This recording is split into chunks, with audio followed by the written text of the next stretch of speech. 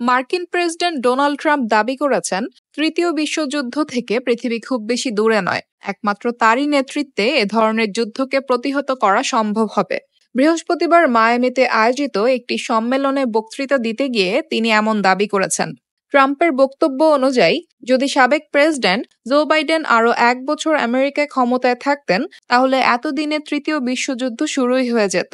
Trump বলেন, তৃতীয় বিশ্বযুদ্ধের ফলে কারো কোনো লাভ নেই, তবে আমি এখনই বলে দিতে পারি আপনি যুদ্ধ থেকে খুব বেশি দূরে নেই।